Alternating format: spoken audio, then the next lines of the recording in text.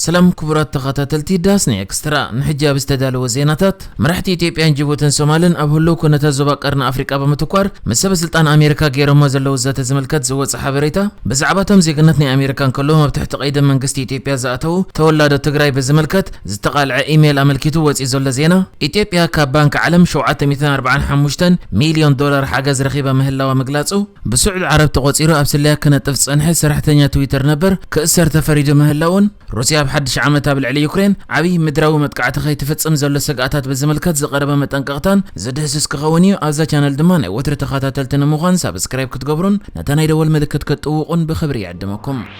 قدامي منستر إثيوبيا بريزيدنت جيبوتن سومالن أبهلو كنتات زوبا قرن أفريقيا بمتوكوار مس منستر قدات وصايا أمريكا أنتوني بلينكانن منستر مكلخال أمريكا للويد أوستينن بمرخاب تمايتهم اتهم مرحت غونتي واشنطن دي سي استخايدوا على أمريكان أفريقانيوم مستم لعلو سب سلطان ممحدار جو بايدن كم زتيو كفل قدات وصايا أمريكا بزرغو مجلس أرغاغيت زلا أنتوني بلينكان مس قدامي منستر أبي أحمد أبزغبر ركب أب قدايتي بخلت تحدار استبصح سمع مقراس تصابوتات بفولي أبزغبر زرب موصا سراويت إرترا كاب تግራይ ሓደ ካብ ኣውራ ነጥብታት ከም ዝነበረ ይዝከር ኣብቲ ዝነበረ ኣኺባ ኸኣ መውጻእ ሰራዊት ኤርትራ ካብ ትግራይ ንትግባረቲ ሓደ ወርሒ ሕሊፉ ዘሎ ስምዕ ከቀላጥፍን ክዕውትን ከም ዝኽእል ኣንቶኒ ብሊንከን ኣብይ ኣሕመድ ኣዘኻኺሩ እዩ እቲ ሚኒስተር ምስ ፕሬዚደንት ሶማል ሓሰን ሼክ መሐሙድ ኣብ ዝገበሮ ርክቡን በተመሳሳሊ አልሸባብ ፈጢርዎ ዘሎ ስግኣትን ክልቲአን ሃገራት ብሓባር ዝገብርኦ ዘለዋ ወተሃደራዊ ስርሒታትን ገምጊሞም ምምሕዳር ጆ ባይደን ኣብ ምዕዋት ራእይታት ሕብረት ኣፍሪቃ ምርግጋጽ ውሕስነት መግብን ካልእ ዞባዊ ኣህጉራዊ ኣጀንዳታትን ዘተየ ካብ 13 ክሳብ 16 تحساس واشنطن وعلى أمريكان أفريقان ككايدي صنيحو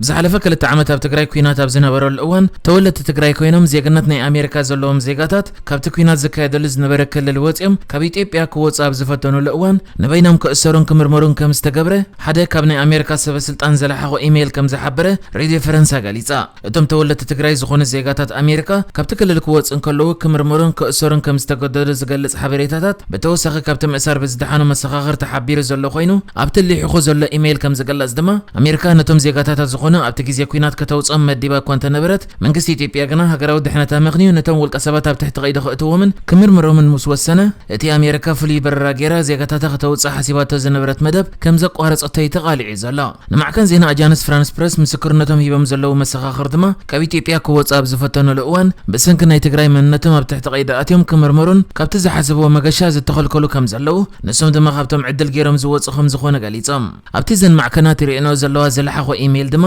መንግስቲ ኢትዮጵያ እቶም ናይ ኣሜሪካ ዜጋታት ክወጽእ ሂብዎ ዝነበረ ፍቃድ ብምስሓብ እቶም ዜጋታት ክሳብ ዝምርመሩ ኣብ ትሕቲ ቀይዲ ክኣትዉ ከም ዝወሰነን እዚ ኸ ኣሜሪካ ኣብቲ ሽዑዋን ንዜጋታታ ክትብል ክትገብሮ ሓሲባ ዝነበረት ፍሉይ በረራ ከም እተቋርጽ ከም ዝገበረ ተገሊጹ ኣብ ወርሒ ለካቲት ግና ሰበስልጣን ኣሜሪካ ንኢትዮጵያ ስምምዕ ብምግባር ዜግነት መንበሪ ፍቃድ ከምኡ ድማ ቪዛ ዘለዎምን ኣለይቲ ናይ ትሕቲ ዕድመ ቆልዑን ዝኾኑ 217 ዜጋታት ናብ ኣሜሪካ ከም ዝኸዱ ከም ዝተገብረ ተሓቢሩ ምስ ጉዳይ ብዝተኣሳሰር ከዓ ሚኒስትሪ ጉዳያት ወጻኢ ኣሜሪካ ሕቶ ኣብ ዝቐረበሉ እዋን ኣብቲ ግዜ ኣብ ኣዲስ ኣበባ ክንደይ ተኣሲሮም ነይሮም ሕጂ ኣብ ኣዲስ ኣበባ እሱራት ኣለዉ ድዮም የለውን መልሲ ካብ መሃብ ከም ዝተቆጠበ እዘን ማዕከናት ገሊጸን ኣለዋ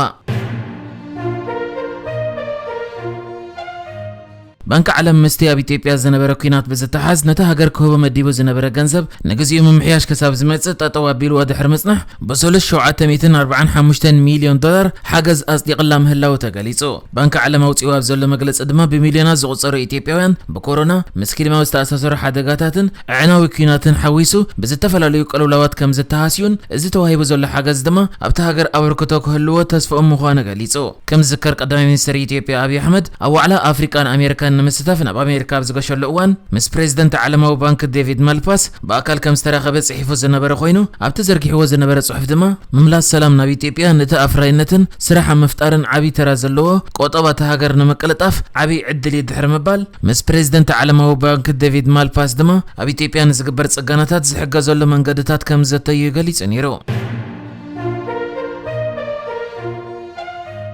ናይ ሊባኖስን ኣሜሪካን ዜግነት ዘለዎ ኣሕመድ አቡ ዓሞ ዝተባሃለ ሰራሕተኛ ትዊተር ነበር ብስዑድ ዓረብ ተቆፂሩ ኣብ ስለያ ክነጥፍ መጽንሑ ን3 ዓመትን መንፈቕን ክእሰር ተፈሪዱ። እቲ ወዲ 44 ዓመት ሰራሕተኛ ትዊተር ነበር ዝነበሮ ናይ ስራሕ ቦታ ተጠቂሙ ዝርዝር መንነት ብንክስነት ስዑድ ዓረብ ዝድለዩ ሰባት ናብ ክፍሊ ስለያ ተሃገር ክልእኽ ከም ጸንሐ ተኸሲሱ ዘሎ። ንሱ ንሜድያ ማእከላይ ምብራቕን ሰሜን ኣፍሪቃ ናብ ዝከታተል ኣሃዱ ትዊተር ኣብ ዝሰርሓሉ ዝነበረ እዋን ብሓደ ካብ ላዕለዎት ኣባላት ፀጥታን ንወራሲ ዓራት መሐመድ ቢን ሰልማን ቀረባ ዝኾነን በድር አልዓስከር ዝተባሃለ ስዑዳዊ ተቆፂሩ ክስል መጽንሑ ፌደራላዊ ቤት ፍርዲ ካሊፎርኒያ ኣብ ወርሒ ሓሳብ ዝሃቡ ብየን ገበንኛ ምዃኑ ወሲኑ እዩ። ሕጂ ኸ ናብ ቤት ፍርዲ ቀሪቡ እዚ ናይ ሊባኖስን ኣሜሪካን ዜግነት ዘለዎ ኣሕመድ አቡ ዓሞ ዝተባሃለ ሰራሕተኛ ትዊተር ነበር ን3 ዓመትን መንፈቕን ክእሰር ተፈሪዱ ኣሎ። ኣብ ሕዳር 2014 በድር አልዓስከር ዝርከቦም ስዑዳውያን ኣብ ሳን ፍራንሲስኮ ናብ ዝርከብ ማእከላይ ቤት ጽሕፈት ትዊተር ክበጽሑ ብዝሓተትዎ መሰረት ኣሕመድ ነቲ ዑደት ከም ዘዳለወሎም ዝጠቐሰ ጸብጻብ እቲ ቤት ፍርዲ ካብቲ እዋነታ ኣትሒዙ እቲ ናይ ስለያ ስራሕ ከም ዝጀመረ ኣመልኪቱ። ብንክስነት ስዑድ ዓረብ ዝህደኑ ተቃወምቲ ይኹኑ ካልኦት ሰባት ናይ ትዊተር ሕሳቦም ሰርሲሩ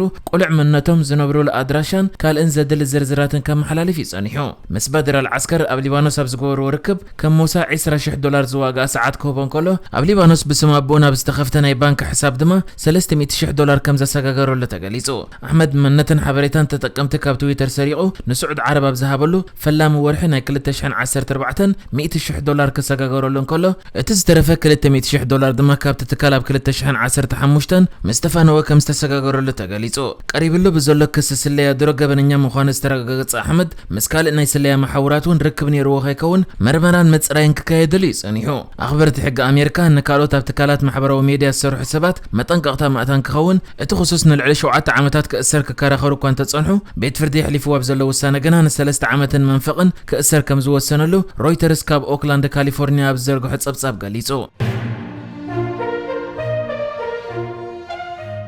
ኣብ ዝቐረበ እዋን ወተሃደራዊ ዕንቅፋት ዘጋጠመ ሩስያ ኣብ መጀመርታ ሓድሽ ዓመት ሰፊሕ ናይ ምድሪ መጥቃዕቲ ክትፍጽም መደብ ኣለዋ ክትብል ዩክሬን ከሲሳ። ፕሬዚደንት ዩክሬን ቮሎዲሚር ዘለንስኪ ላዕለዎት ሰበስልጣንን ዩክሬንን መሻርክታን ካብ ምስትርሓው ክጥንቀቑ ከም ዘለዎም ተሓሳሲቡ። እቲ መጥቃዕቲ ኣብ ምብራቓዊ ዞባ ዶንባስ ኣብ ደቡብ ወይ ድማ ኣብ ኪየቭ ገጹ ከይተረፈ ክመጽእ ከም ዝኽእል እቶም ላዕለዎት ጀነራላት ይገልጹ። ምዕራባውያን ተንተንቲ ሩስያ ዕውት ምድራዊ ስርሒታት ንምክያድ ዘለዎ ዓቕሚ ብቕልጡፍና ነከይኸይድ ኣሎ እዮም ዝብሉ። ኣብዚ ሰሙን እቲ ዝለዓለ ወተሃደራዊ መኮንን ብሪጣንያ ኣድሚራል ሰር ቶኒ ራዳኪን እቲ ኩናት ንሩስያ እናኸፍአ ጥራይ ክኸይድ ዝኽእል ክብል ገሊጹ ነይሩ እዩ። ኣዝዩ ኣገዳሲ ሕፅረት ተተኮስቲ መዳፍዕ ኣጋጢምዎ ከም ዘለውን ወሲኹ ይሓቢሩ። ሚኒስተር ምክልኻል ዩክሬን ኣሌክሲ ራዚኒኮቭ ንማዕከና ዜና ኣብ ዝሃቦ ተኸታታሊ መግለጺ እታ ተኸታታሊ ክሳራታት ዓውደ ውግእ ዘጋጥማ ዘሎ ሩስያ ሓድሽ ሰፊሕ መጥቃዕቲ ክትገብር መደብ ከም ዘለዋ መርትዖታት ይውስኹ ከም ዘለዉ ገሊጹ። እዚ ፍርቂ ካብቶም ኣብ ወርሒ ጥቅምቲ ንሩስያ ንምድጋፍ ዝተመልመሉ 300,000 ወተሃደራት ልምምድ ኣብ ዝዛዝምሉ ወርሒ ለካቲት ክፍጸም ከም ዝኽእል ይግመት። እዚ ሚኒስተር ምክልኻል ብተወሳኺ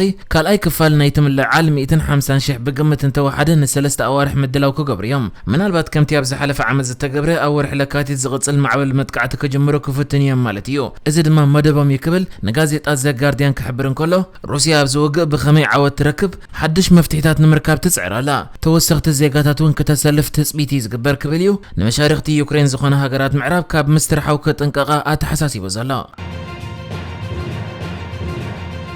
ንሕጂ ዝተዳለወ ዜናታት እዚ ነይሩ። ብካልእ ክሳብ ንራኸብ ሰላም ንዓኹም።